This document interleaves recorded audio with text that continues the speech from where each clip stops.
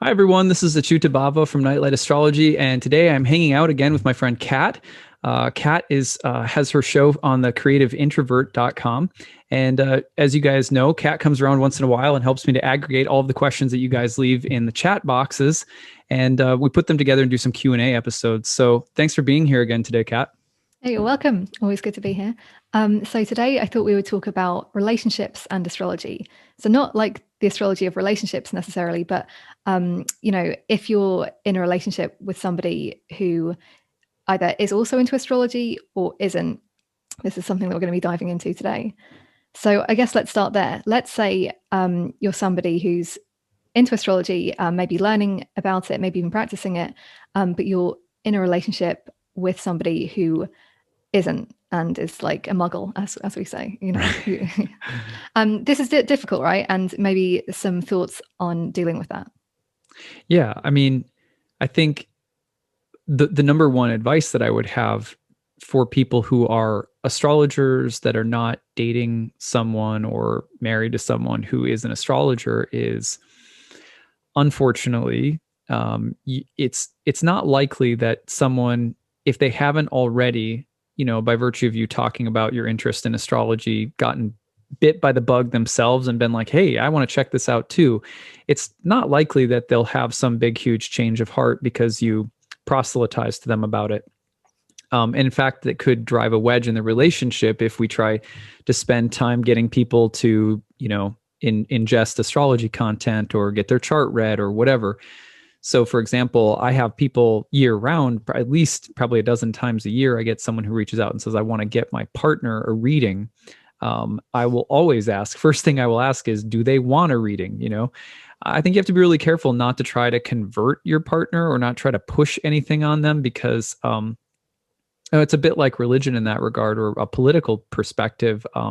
You may deepen existing differences or exacerbate tensions in the relationship if you try to force anything on anybody. And I know that that can be lonely, like that can be a lonely place to be in, to not have someone to talk about. But if you can develop friendships with people, and some astrological community and stuff like that, it will probably take the pressure off from your significant other to have to be into it with you. I think that's probably the most important, because I think people get really excited about astrology, but then, like anything else, it's like it's never fun to get into something because someone tells you that you're less than unless you do.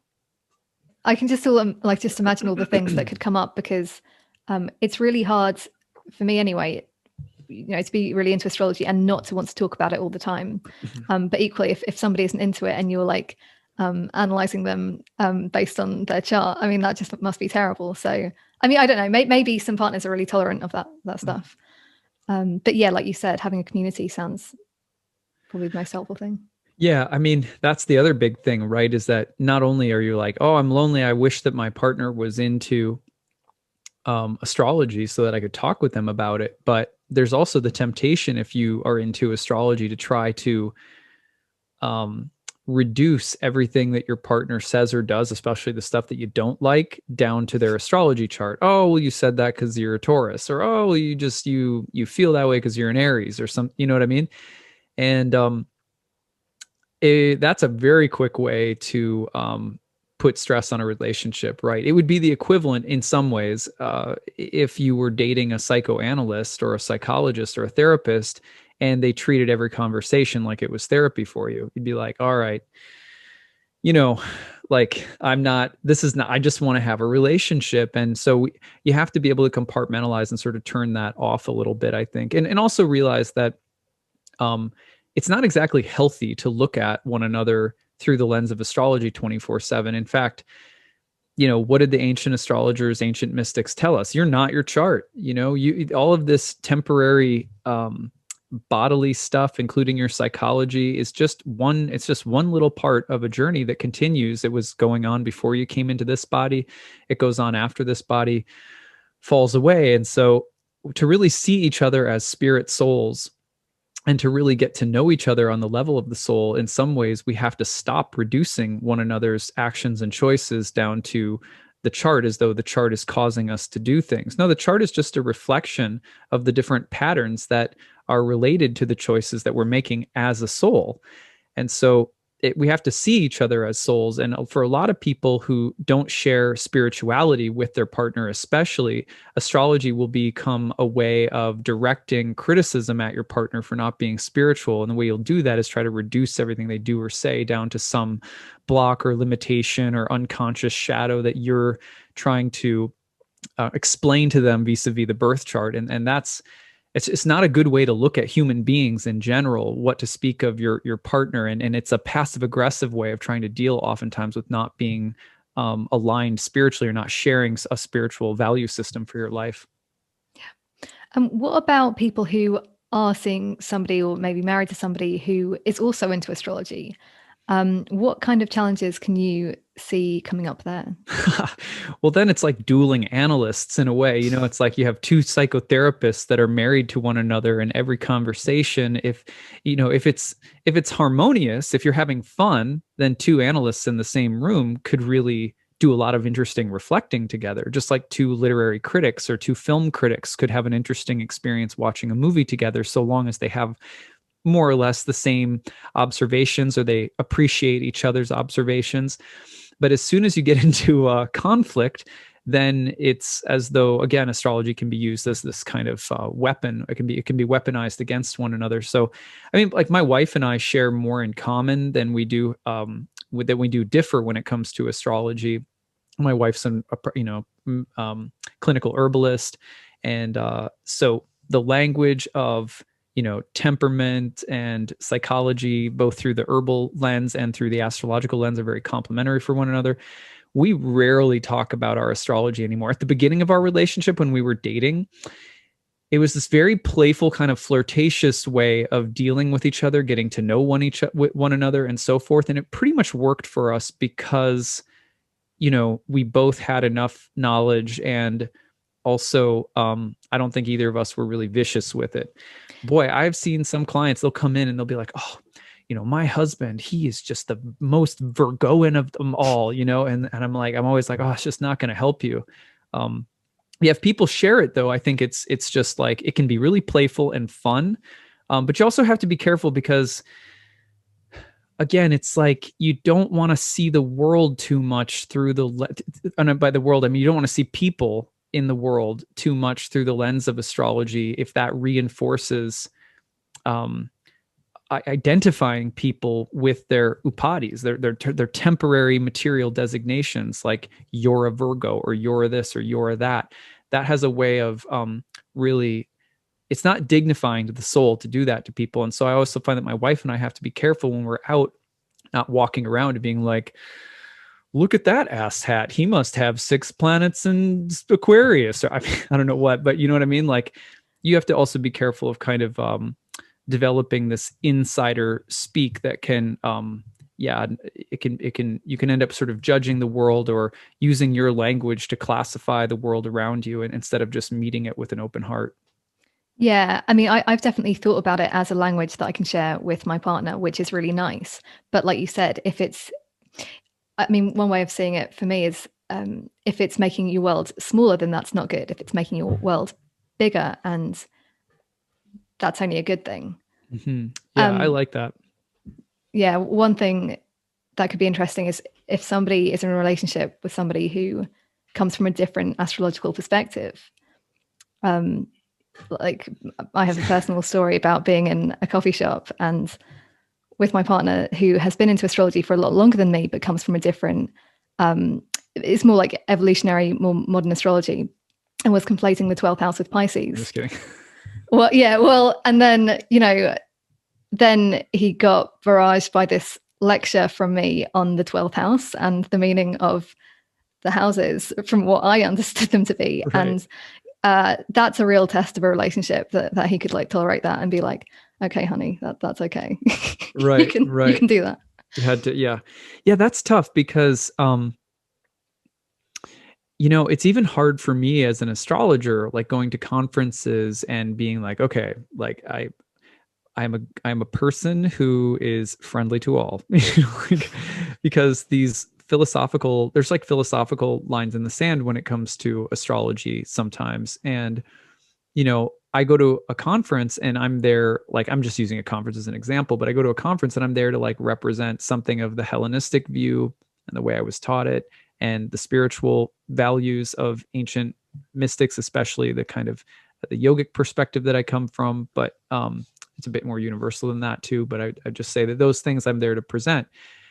Well, philosophically and methodologically and practically, I share very little in common with an evolutionary astrologer. At the same time, I don't want to be walking around like, ooh, those people are all backwards, because I just don't like, it's not comfortable to live that way. But at the same time, I'm not a relativist. I'm not someone who's like, yeah, they're all equally good. They're all equally the same and equally valid. I don't think that that's true. So that doesn't mean that I think that I have all of the truth either. But just in terms of, it's just like anything. When you're learning about a field, you develop your views. You develop what you believe to be more accurate or a valid technique or approach or underpinning spiritual values that we have to discern for ourselves. So I think that somewhere between, becoming really dogmatic and rigid and making you, and having that make you close down to other people, whether it's a loved one or just friends with astrology. And on the other hand, being like, well, it's all good. It's all true, which I think oftentimes doesn't help us to refine our practices and become better astrologers. That somewhere in the middle, we have to find our way. So for me, that's just continuing to clarify and refine my, kind of do what I do the best that I can do it, and explain the differences I have. But as one of my gurus often says, make sure that if we're going to attack something critically, that we attack a philosophy, not a person. So like, I don't agree with this philosophy or this approach, and here's why. And also we have to open ourselves up if someone challenges a perspective, that we have to really be open to hearing it. So if we can do those things, then I think that it doesn't have to be like these personal turf wars. Yeah, that was helpful. I think one of the words you used was that you're like representing this kind of a tradition in astrology. That doesn't mean that you are that tradition. So you don't have to be caught up in it or defensive about it, because it's not you. It's Right. just what you're practicing. That's right. Yeah. Yeah. So the other question that has come up is just maybe speak a little bit to the value of looking at your partner's chart, whether or not they're into astrology. What are your thoughts on that? Well, I had a rule for myself with both of my daughters when they were born, that I wouldn't look at their charts until they were a year old, because I didn't want the chart to color my experience of them. And I don't think that I'm not like opposed to people looking at someone's chart before you date them or as you're getting to know them or something. But I think that it's important to get to know each other as spirit souls, meaning don't judge a person based on their chart. Don't try to validate your interest in them based on a chart. Don't try to alleviate your anxieties about the future when you're first meeting someone based on a chart. I don't think that those are good practices, because we're not, relationships, it's not like you're going to a market and buying something. So to be like, oh yeah, could you take out the blueprint and really show me what's up with this person? Are they good, or are they bad, or are they, good for me or bad for me? To me, this is a really self-indulgent place to come from when getting to know another human soul.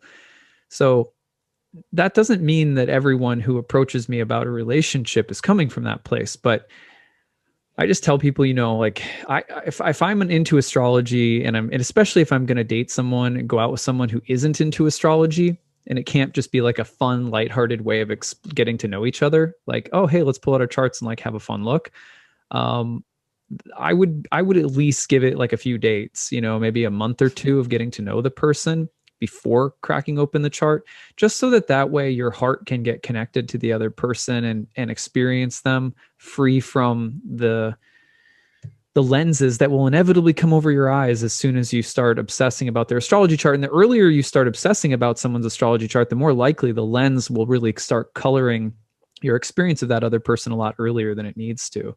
So it was really great for me once my daughters were a year old to look at their charts, because I already knew them and I already loved them and I already connected with them. And at which point then I could start making some sense of things and being like, oh, and I could appreciate things, but I think if the intention behind it is like, oh God, please don't let this be a dud. Let me look at the chart and make sure it's all good. Like I think that's probably not the right motivation. Now, gentle curiosity with an open heart, I think that's good.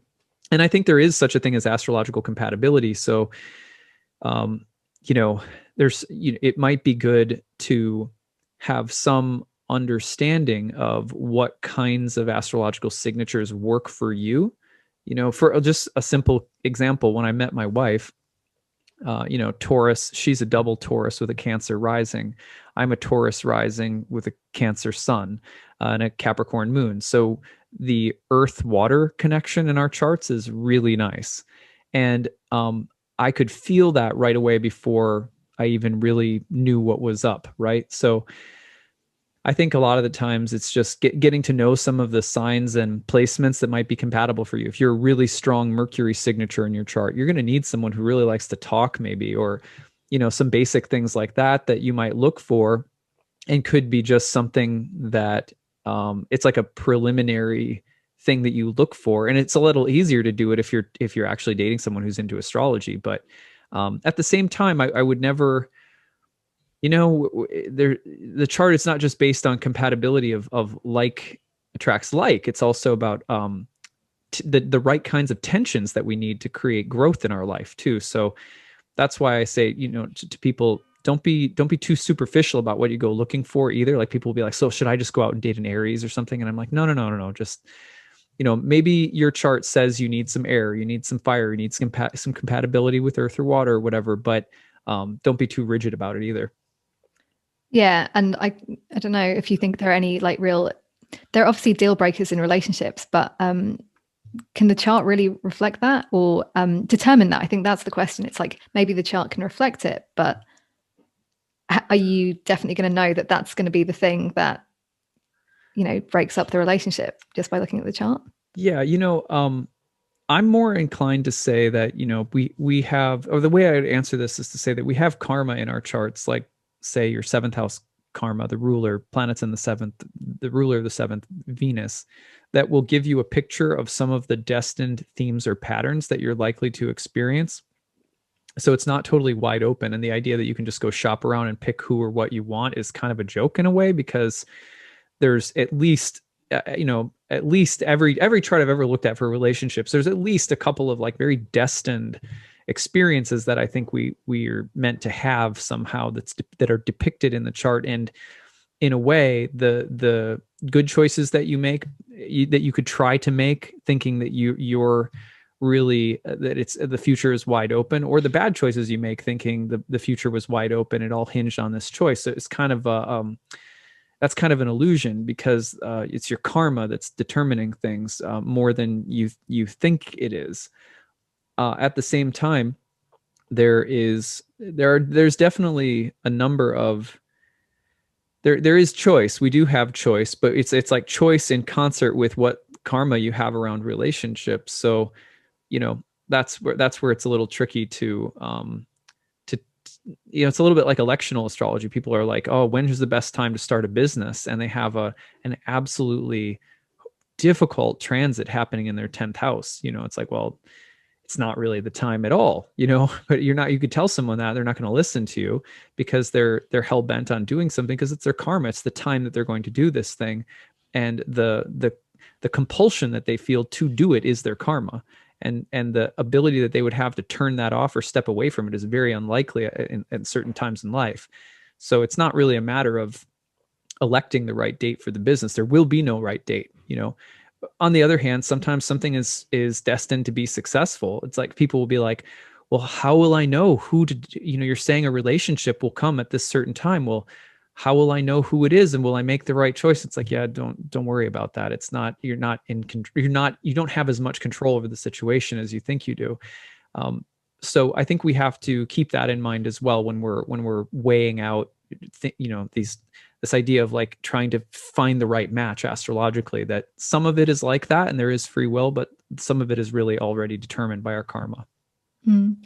And do you think that by knowing about our own chart, basically, and like some of the patterns that we might play out that may not be very helpful in relationships, this is something that is helpful for people because maybe we're going to be less inclined to some extent to fall into those pits. Yeah, I mean that's one of the main benefits of astrology, right? Is you become aware of the patterns. It becomes like an alcoholic on a if it's negative, let's say if it's difficult, it becomes like an alcoholic becoming aware of the fact that they have a drinking problem. That's the first step in recovery in some ways, is just becoming aware of the fact that I have a problem, or becoming aware of the fact that there is a pattern and it's difficult.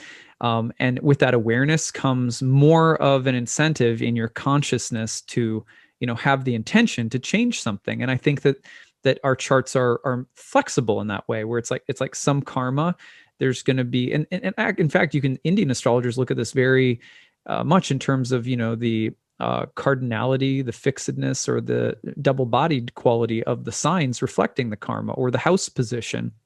But yeah, some of that karma can be moved, and awareness is huge. On the other hand, just because an alcoholic realizes they have a problem, they still drink for a while, often, and so before a rock bottom is hit, or before a turning point comes. And so I can tell you that I see a huge amount of clients who are very aware of the fact that they have issues in certain areas of life, but at the same time, they may not be quite ready to make that change, even though they're aware of it. And so yeah, so that's my answer. Cool. Great. I think that's all I've got on relationships and astrology so far. Yeah, that was really good. I one thing that I'll add just kind of popped into my head, which is that,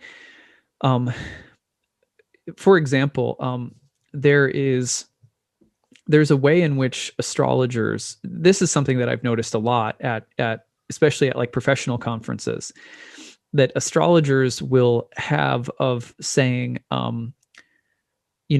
I did this or I did that because I'm a Taurus, or I did this or I did that because I'm a Leo, or something like that.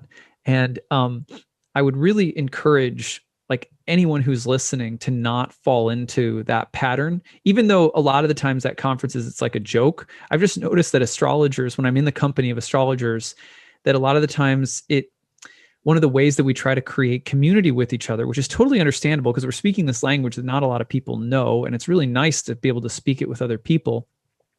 But again, it's that way of reducing what I did or how I behaved or why I act a certain way down to something astrological.